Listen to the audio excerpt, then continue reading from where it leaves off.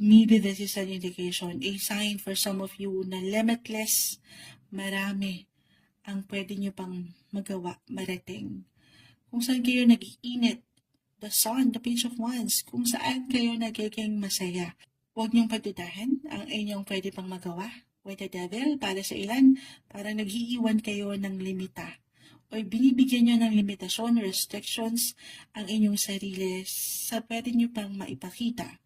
Huwag kayong matakot na mag-step up, mag-level up, or magbago. Yes po. Kahit sa simpleng pakiramdam, okay?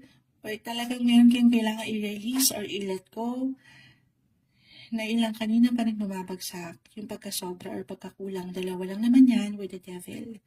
Yung ilang unhealthy patterns, unhealthy ways, unhealthy approach nyo sa buhay.